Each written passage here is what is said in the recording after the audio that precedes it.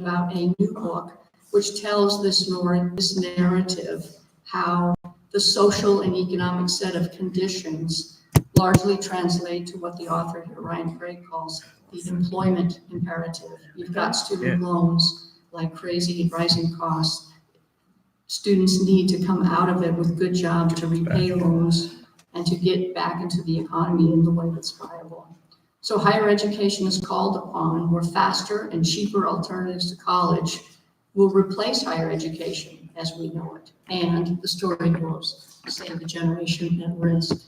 So don't really have time to talk about it this morning, but there's all kinds of innovative alternatives that are being tried out. Boot camps, last mile programs that are really focusing on what we do in college that's closely connected to what employers are requiring in terms of specific skill sets.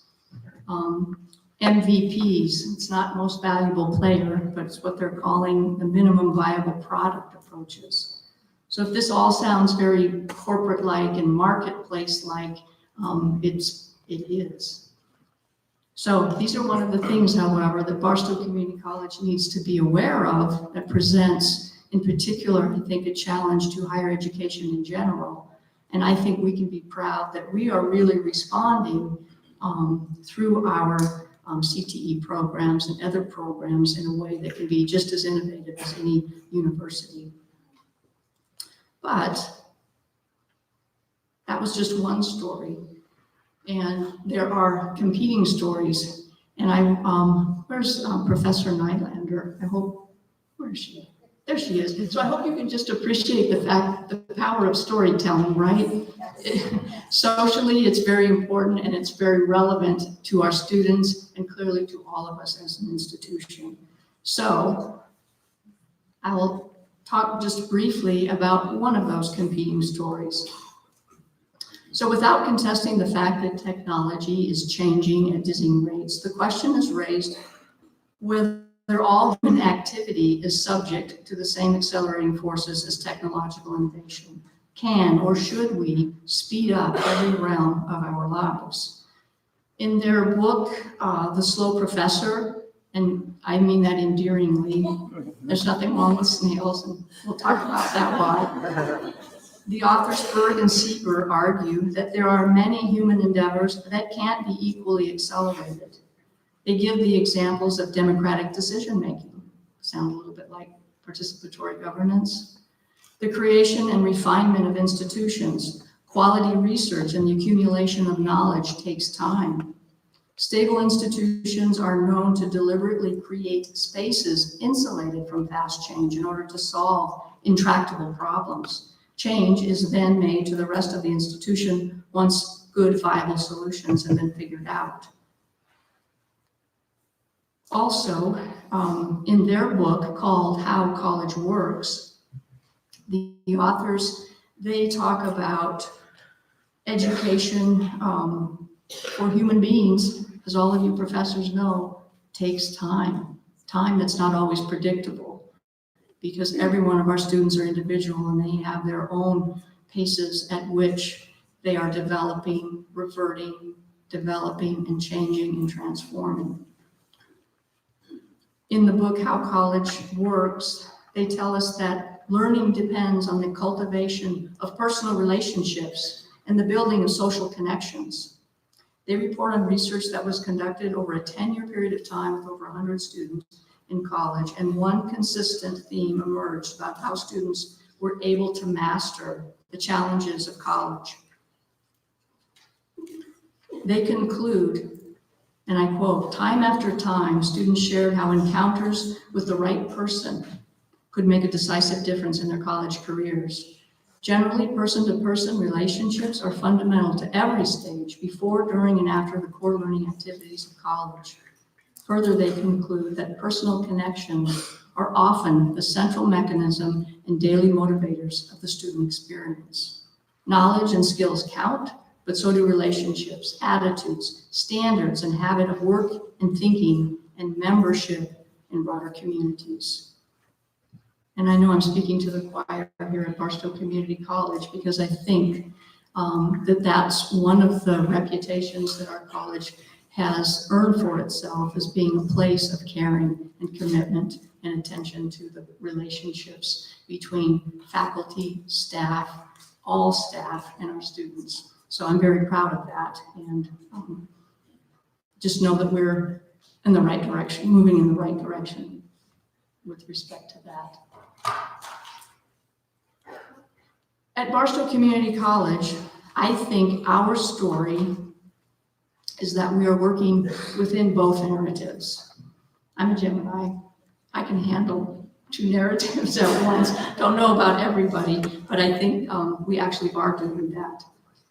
We are at the outset very affordable, and very few of our students accumulate any kind of student debt while attending here.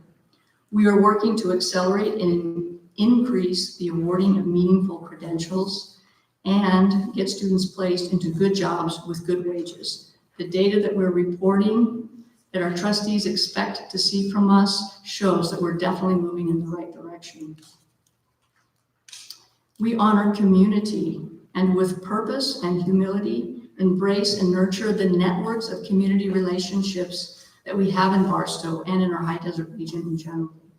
We recognize the importance of personal relationships in the process of educating and transforming lives, and that's exactly what you do here. All of you, faculty advisors, business office staff, our maintenance staff, IT staff, all of us are contributing to the transformation of lives.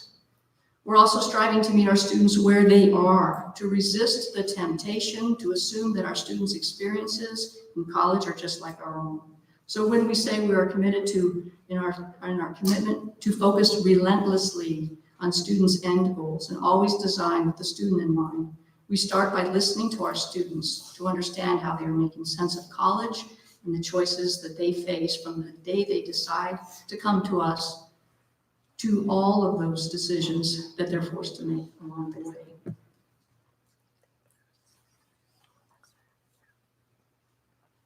I just want to point out that there has been significant movement in education recently that has involved the adoption of methods of user research and design, where we step back and study the student experience in order to deeply understand the concerns, the potential fears, the competing demands placed upon, the aspirations, the expectations, and real needs of our students. Once these things are better understood from their perspective, then we're better equipped to deliberately design and redesign our structures, our processes, and practices to better meet the student needs and improve their experiences and educational and career outcomes. So that's where we're going to move into, not following time at all. Let me take a quick look at for, I hope our students are they're ready. Wonderful. So this is new at the college, and I'm really excited and grateful to some of our students who have volunteered to be part of the student panel, where you get to hear directly from these students. And I just want you to know that none of them have been coached to speak positively or negatively in any way. That's not how we do this. We're an institution that embraces hearing the reality, especially from our students. So that's what you're going to get. They're going to answer some questions that some of our research analysts have been working on, and we'll just see what they have to say, and you get to be part of that. So at this time, I would like to welcome up our Director of Research and Planning, Ms. Lisa Holmes, who is helped to oversee the creation of this panel.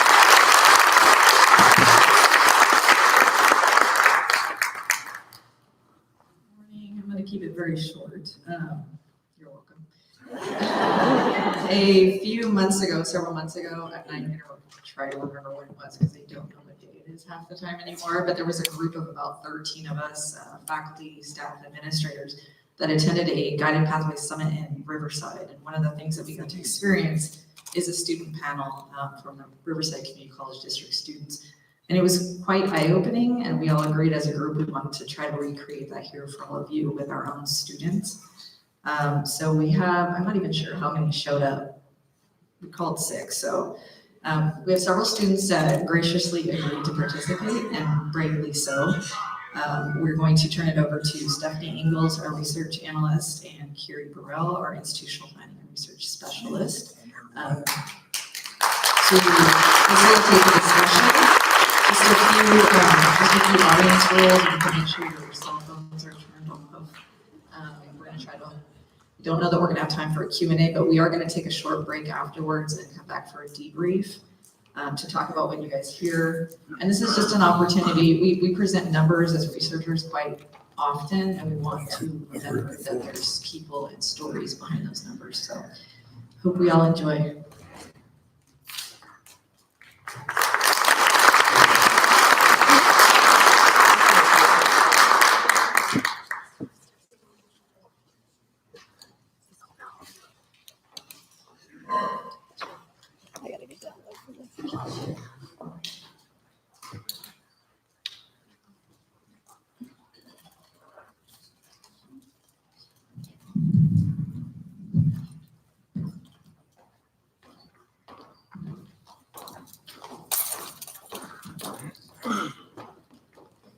Good morning, everyone. Thank you for coming.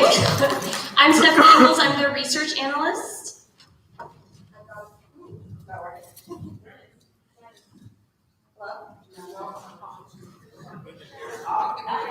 Well, I'm Kiri Burrell, and I'm the research specialist, institutional planning research specialist. Oh, is it on? It's on.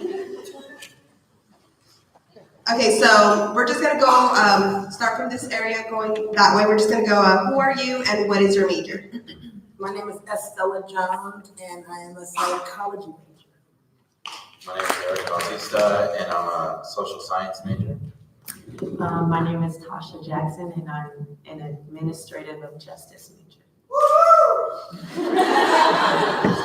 My name is Esmeralda Valdez, and I am a sociology major. My name is Alexis Baker, and I'm a physiology major.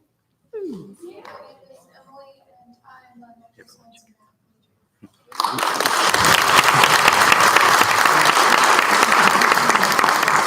Thank you, students, for being here. I'm going to start with the first question, and as I ask my question, Emily, if you could take it, and we'll just take it down that way. For everybody, why did you choose Barstow Community College? I chose Barstow Community College because I wasn't ready for a big university, and it's close to home, and it's a cheaper alternative than going straight to university. I chose Barstow Community College because I wasn't sure really what I wanted to do in college, and this was a much simpler way to start out. I chose Barstow Community College because when I first got to Fort Irwin, I went school shopping, and the front desk really played a big part in me choosing Barstow. They enlightened me about the Ball waiver, about the Pell Grant. They told me a lot about the opportunities I can have here, and I chose it as the best option. Well, I didn't really choose Barstow Community College. Like straight out of high school, I went like to a different university. I went to a university, but I had to come back like for personal reasons. So I just decided to finish my studies here.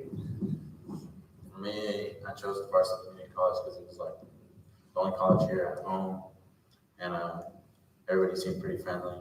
They helped me out throughout how that went. And I chose Barstow Community College because it's local to conveniently located to where I'm at today.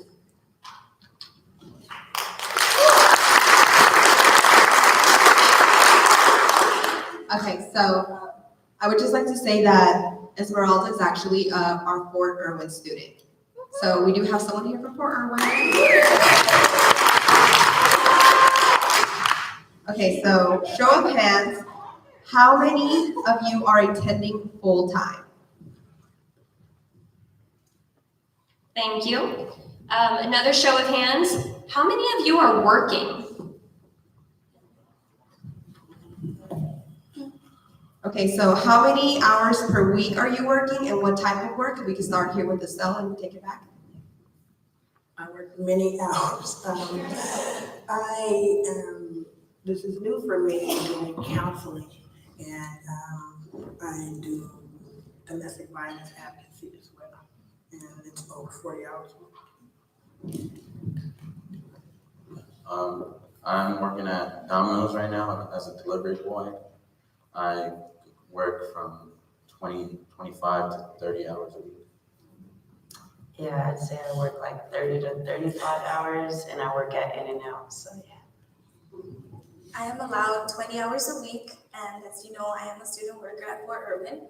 So typically, I work with these students. I help them throughout the enrollment process. I also assist the office, whether it's my success advisor, whether it's the counselor, or anyone else who needs help. For me, I don't currently work. I actually graduated this spring from Worcester Community College, so I'm gonna base this off of when I did go here. I actually worked here on campus, as many of you guys know, both in the Promise Department and in the Welcome Center, and I worked on average about 20 hours a week. I currently work here on campus in the EPSS office, and I work 20 hours a week. Thank you. On a scale of 1 to 5, 1 being the least important, 5 being the most important, how important is it to you to be able to complete your program in 2 years? I would say 4.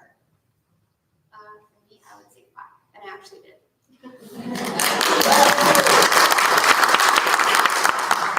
For me, I would also say a 5. I did start taking classes fall 2018, and I am anticipating to get my degree this spring. So see me at graduation. Yes, I'd say 5 as well. And I will be graduating in the spring as well, yeah. I give mine a 4 because of different goals I have to make before I come back to college. And I would definitely say 5. And will definitely be completed before 2 years.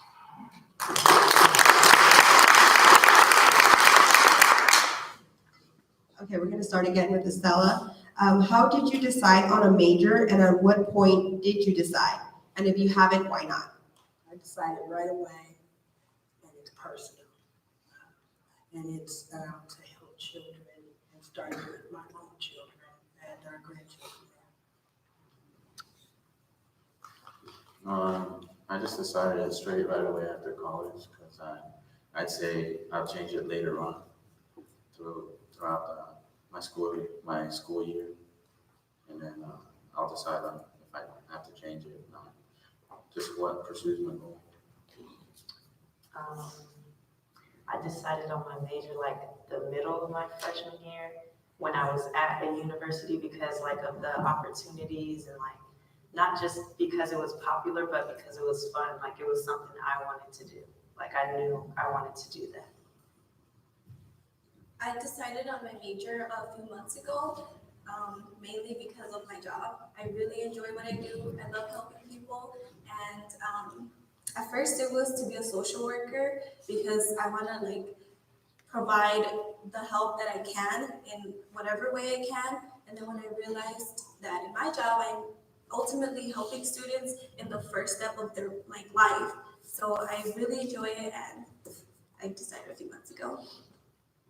I actually decided on my major my senior year of high school. I was involved in the student athletic training program at Bristow High School. And being in that program, I really found something for the first time in my life that I liked and I was happy with. So I decided to pursue my degree in kinesiology. I also decided my major at the end of my senior year, right before I applied for college, because I loved chemistry in high school, and that's something I want to pursue further.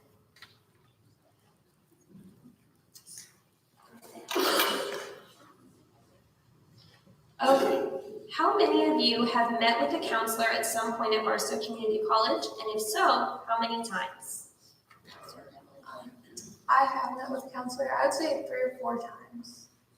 I have met with a counselor probably maybe 4 times. I have also met with a counselor roughly around 3 times. I would say I've met with a counselor like a few times.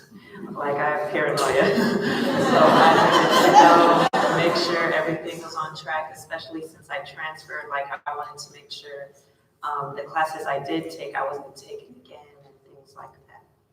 I met with the council like every 2 months as a big water, and we always conversated, and I was part of the EOPS program, so it was a requirement for me to he would always help me out. We'd always conversate, see if everything was all right at home, at school, and everything. So that really helped me a lot throughout the school year. But that's pretty much it. Thank you. Very helpful. I meet with the counselors all the time. And I'm gonna go meet with them today.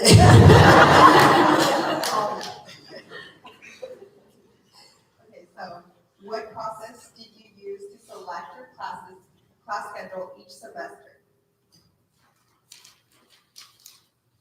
I mean, there's a list of classes that you need, and I try to follow the guidelines to take the classes necessary to complete the degree program. So that's the process that I take, and just making sure that it's all mandatory classes.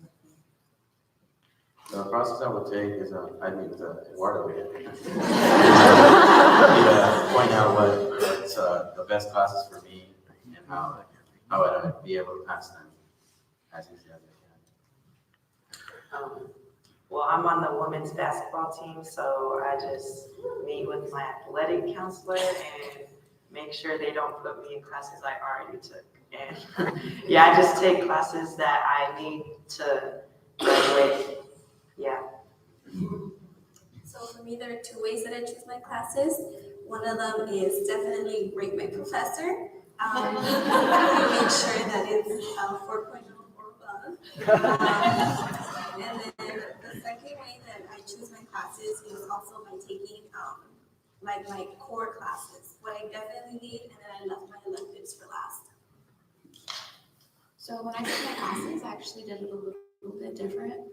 I tried to balance with roughly like 2 of the more strenuous classes and 2 of the easier classes. It made it a lot easier to stay on pace through the 2 years instead of overwhelming myself one semester and possibly doing bad in a class and having to repeat, which would have slowed me down. I usually go talk to my counselor and see what classes I still need to finish my ed plan. And then from there, I pick classes that fit my schedule. And I also use my professor to see which teacher would I best get along with.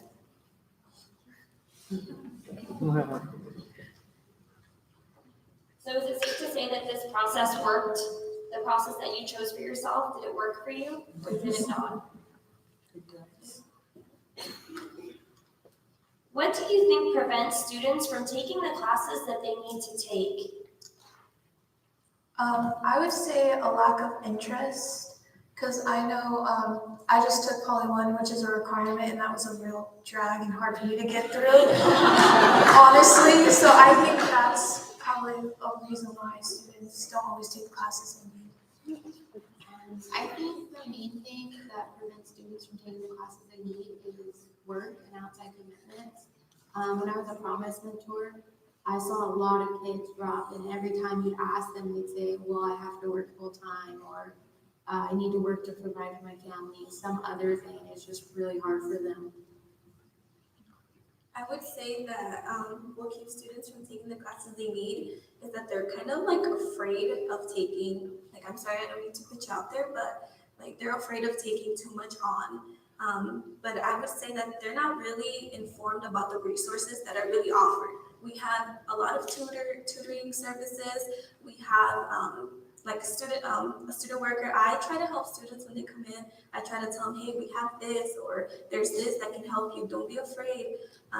We got you. I'd say as well, lack of interest and like failure to like fear of failure. Like I'm not really afraid to take classes. Like I know some people that are like, oh, I suck at math, I'm gonna fail. Like no. Yeah. You gotta get through it, so you might as well.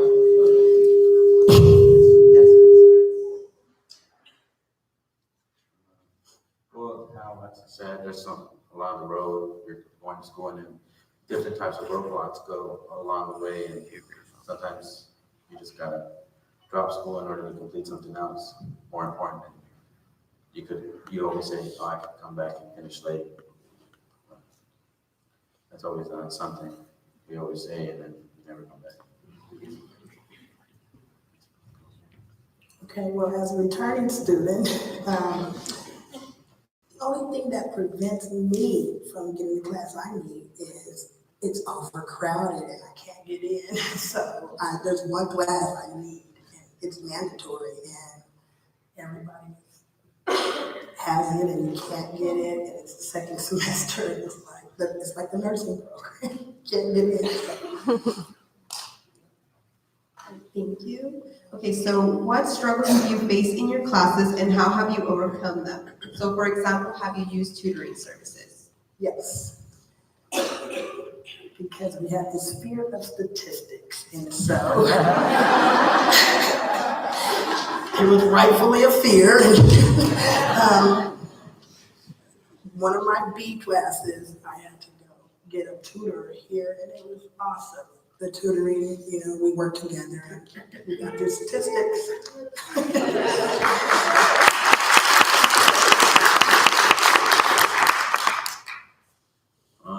For me, the struggles to face in class, like if I had a problem or with the homework, and me and my buddies all had the same problem with the whole homework that we got assigned, we'd go to the library, research everything we could, and try to get our best answers all together. I don't really have any struggles I face in the classes. I have not used tutoring, but I know I'm usually that friend that all my friends come to for help, with the classes. Yeah. I do struggle with staying awake in my classes. I don't really have any struggles. I've always been good with my studies, so I don't know. So some of the struggles I have faced in class were understanding the lesson. I know two great examples would be my first class I took with Barstow was philosophy. And boy, that is a hard read. I just know that Mr. Rayfield, he stopped and he asked us, where are you confused? Where we told him where he lost us, he was nice enough to go back and explain to us from there how it is that he got from point A to point B. And then also Mr. Macias, I know after every class he would ask me, what did you learn? What did you like? Which is really, it really helped me because if I say something like that I thought, he would tell me hey, this is what I was trying to tell you, or you're doing good and stuff. So, and I did use tutoring services. I used NetTutor to submit a paper. And honestly, I was really amazed with the turnover. They gave it back to me in I think it was 24 hours. And I was able to submit my paper on time. They gave me bullet points on what I should change, what was different, what I can do different. And yeah. So me personally, I've never used tutoring services. I've been very lucky and done pretty well with my classes so far. But when I did struggle with certain concepts, I found the best thing that helped me was actually Googling and finding different videos. And sometimes it just takes that right explanation that makes it click in your mind. So I have not used tutoring services, but I think one of my biggest struggles this class is that I'm too shy to ask questions. So I usually try to make a friend in the class to get help with if I need it, or to talk to you about certain things. And in particular for English class, when I write essays, or for any class, I usually ask a friend to check my grammar, or my sister. Thank you. How do you prioritize your family, school, and work life? And what are some of those challenges that come with that prioritization? I'm still working on that, honestly. It's hard sometimes because I spend a lot of time on campus because I also have a job here. And when I go home, I just don't want to do anything. But I try to spend time with my friends and my family, especially my little cousin when Like Emily said, there's no perfect system. I think it's just about taking things as they come. Sometimes you have to give up things that you really want to do to study, but you really just have to look at what's going to help you get to your end goal. So I prioritize my school before anything. It's kind of hard to put my family in the mix because I am here in California by myself. My family is in Chicago. And like some of those challenges is keeping my eye on the prize, my main goal to graduate, as well as living life. So the weekend is lit.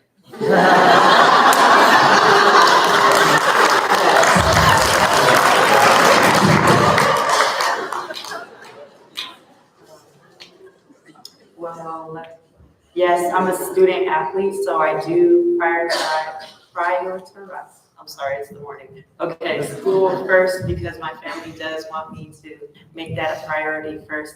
Like, my dad really pushes me for school and to work because he started me asking him for money. So I have to work. And, yeah, so it is a challenge because you do have to sacrifice some things, but like being a student athlete, I don't really have to sacrifice because I'm doing what's fun to me and what like keeps me going, like basketball and school. So, yeah. Given the fact that I'm not going to school at this moment, I am gonna come back probably next semester or either next semester and then, well, right now with my family, I just see them in the morning. I work at night, so I rarely I'm rarely home in the afternoon, so my work life is basically all at night. I come home, everybody's asleep, so I don't really interact with my family as much as I should be.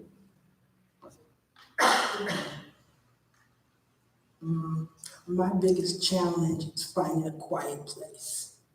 So my family and I, we just do it and prioritize family. And my mother has come to help, and we just look at the big picture, prioritize, make it work. Right, perfect. Okay, so do you have any examples of experiences on campus that have hindered or helped you on your journey? It's a great question. So I won't. Thank you. I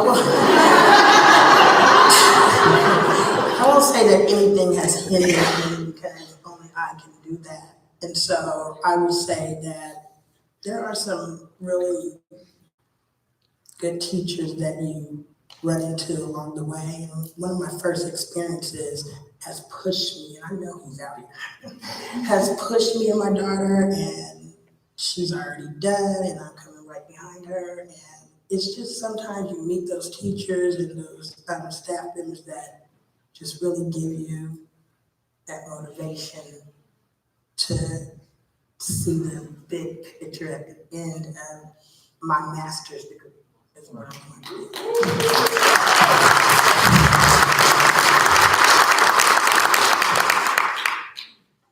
On campus, nothing has really hindered me, more or less helped me. Like EOPS always helped me with not spending $1 on book, supplies and all that. So I thank everybody that works for EOPS. They're working hard, they're helping students.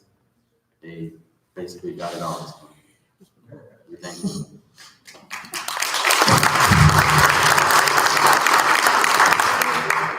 I haven't really had anything that hindered me, but so far the teachers I've had have helped me, and most of them have made class very interesting because I lose interest fast. And yes, I mostly teach myself, but I ask a lot of questions, so I'm glad for the teachers I have had. So yes, thank you.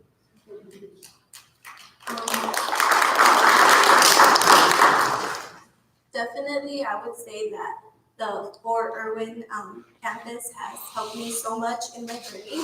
They have become my home away from home.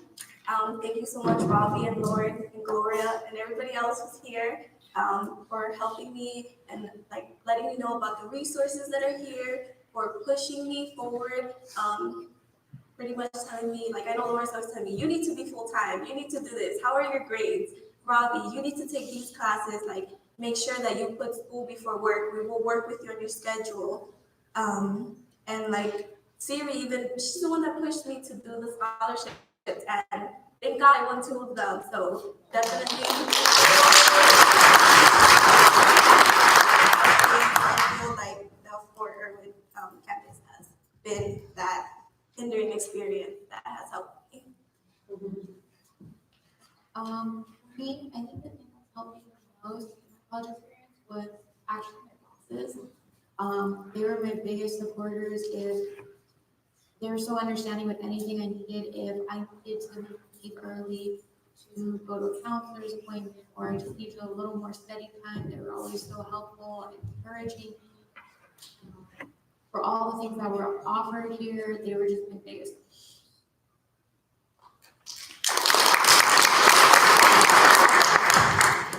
So I think what's helped me the most was being in the program my first year. It gave me, like, I don't think I would have known how to apply for college or how to do anything if it wasn't for Promise. And it also gave me like a place I could go and ask questions and feel comfortable with, which is a big thing for me because I'm shy, introverted. So to be comfortable was really nice.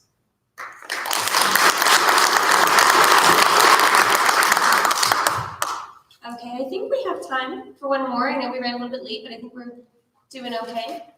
I know a few of you already mentioned that you're shooting to graduate this spring, but if you can elaborate on that a little bit, do you plan on graduating, transferring, or completing certifications? And for those of you who didn't mention, by what term are you planning to do that?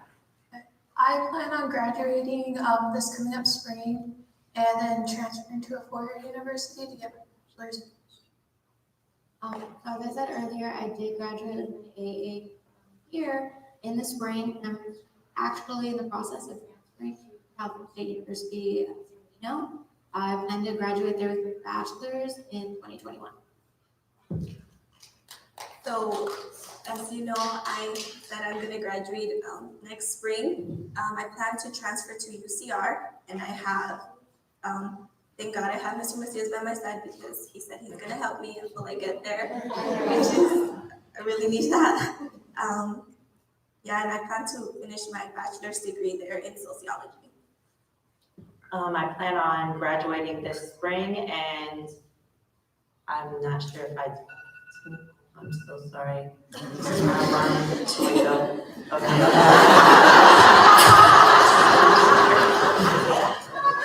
And I'm not sure if I do want to continue playing basketball, but if I have the opportunity to, I will.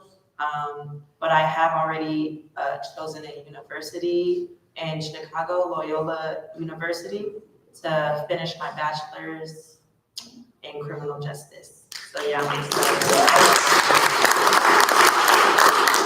I'll be coming back next spring, and then I'm gonna go on from there. I'm not sure when I will graduate, but I will try my best as soon as I can. I'll be completing this fall, and I'm transferring several different options, not sure yet, to go on to do the bachelor's program. Go first. All right, everyone, that's pretty much is the end of our student panel. We could get a big round of applause.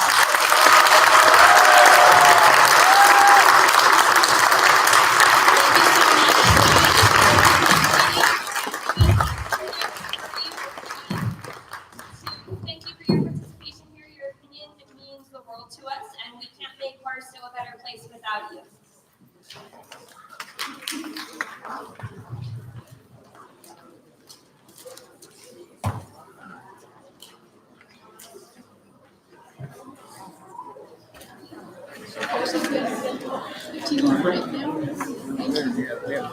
It's good, isn't it? Thank you. Appreciate that. We're coming along. Yes. Yeah, that is great. Me and Joy and Michael are Oh yeah. So yeah, so we heard that my brother. Yeah, I worked with him.